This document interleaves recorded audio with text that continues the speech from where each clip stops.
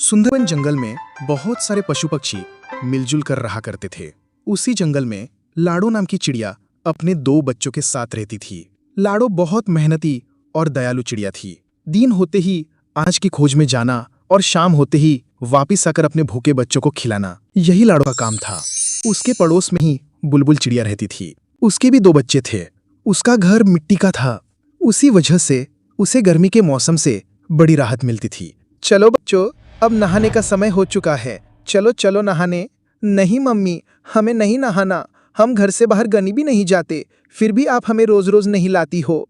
अरे बच्चों, तुम दिन भर खेलते रहते हो, इस वजह से तुम गंदे हो जाते हो। अगर रोज नहीं नहाओगे तो तुम्हारे पंखों से बदबू आने लगेगी। बुलबुल के बच्चों को नहाना पसंद नहीं था, फिर भी बुलबुल उनको जबरदस्ती से नहलाती थी। बुलबुल ने अपने बच्चों को नहलाया और उनको घर के ऊपर सुपना के लिए बाहर खड़ा कर दिया। चलो, अब मेरे काम का समय शुरू हो जाएगा। जंगल के पंछी एक एक करके मेरे स्विमिंग ताल में नहाने आएंगे। बुलबुल बहन, ये लो 2 बेरिया। रानू भी अपने बच्चों को नहलाने लगी। एक एक करके जंगल के सारे पंछियों ने अपने अपने बच्चों को नहलाया। लाडो भी अपने बच्चों को नहलाना चाहती थी। वो बुलबुल के पास चली आई। हाँ, ये बोलो लाडो, क्या काम है? बुलबुल बहन, मुझे भी मेरे बच्चों को नहलाना है। अभी तो मेरे पास बेरिया नहीं है, मैं बाद में बेरिया लेकर आऊंगी और तुम्हें दे दूंगी। नहीं नहीं, ऐसा नहीं चलेगा, बेरिया लानी होगी। माँ, हमें भी बुलबुल आंटी की स्विमिंग ताल में नहाना है। लाडू ने बच्चों को समझाते हुए कहा। नहीं बच्चों, हम नहाने के लिए नदी पर जाएंगे, वहाँ का पानी साफ सुथरा है। लाडो अपने बच्चों को स्विमिंग ताल में नहलाना चाहती थी। बेचारी लाडो कर भी क्या सकती थी।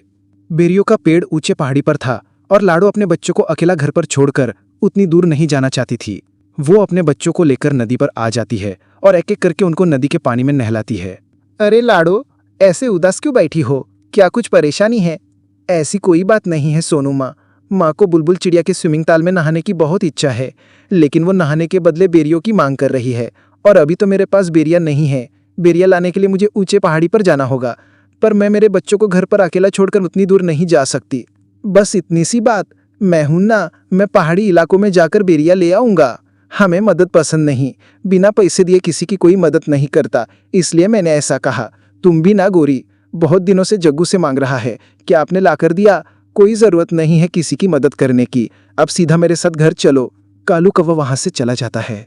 माँ, हमें भी बुलबुल आंटी के स्विमिंग ताल में नहाना है। अरे जग्गू, तुझे नहाने की कोई जरूरत नहीं है, तू तो वैसे भी साफ सुथरा है। तुम परेशान क्यों होती हो? मैंने अभी अभी सब सुन लिया है। तुम एक काम क्यों नहीं करती? मैं तुम्हारी बच्चों की देखभाल करता हूँ, तुम पहाड़ी इलाकों में जाकर बेरिया लेकर आओ। लाडो को बुरे पर बिल्कुल भी भरोसा नहीं था, लेकिन उसे बच्चों को स्विमिंग ताल में नहलाना भी था। फिर भी लाडो ने बुरे से पूछा, लेकिन तुम मेरी मदद क्यों कर रहे हो? तुम आते समय मेरे लिए भी बेरिया लेकर आना। लाडो बेरिया लाने के लिए पहाड़ी इलाकों की ओर चल पड़ती है। अरे वाह, ये तो बहुत अच्छा हुआ। मुझे पता चला है पहाड़ी इलाकों से हमारी जंगल की ओर तेज तूफान आ रहा है। मुझे नहीं लगता कि लाडो उस तेज तूफान में बच पाएगी। फिर मैं इन 2 बच्चों को घर से बाहर फेंक दूंगा। लाडो की जाते ही बुरा बच्चों को घोंसले से बाहर निकाल देता है और घोंसले का दरवाजा लगा लेता है। बच्चे अपनी माँ की याद में रोने लगते हैं।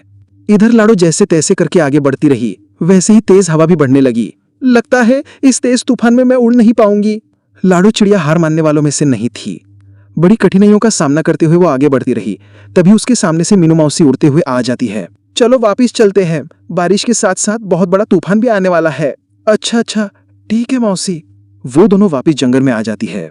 लाडो, बहुत तेज बारिश शुरू हो गई है, तुम एक काम करो, बारिश रुकने तक मेरे घर में रुक जाओ, बारिश थमते ही चली जाना। दोनों मीनू मौसी के घोंसले के अंदर चली जाती है। बारिश अपने जोरों पर थी। मेरे बच्चे ठीक तो होंगे ना? इधर बेचारे बच्चे तेज बारिश में भीग रहे थे। वो दोनों एक पेड़ की डाली पर बैठ जाते हैं, जहां पर कम बारिश का पानी आ रहा था।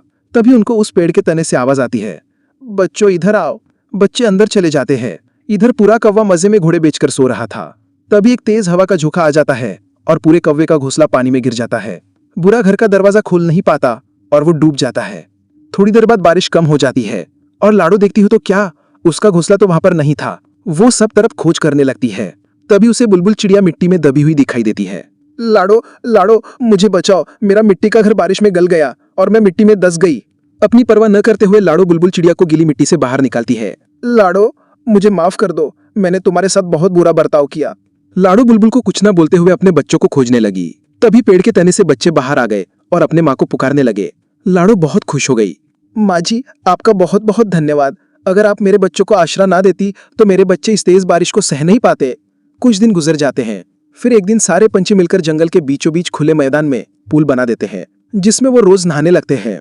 दोस्तों, आपको स्विमिंग पूल में नहाना अच्छा लगता है या नदी में? हमें कमेंट्स में जरूर बताना। और स्टोरी अच्छी लगे तो लाइक, शेयर और सब्सक्राइब जरूर करना।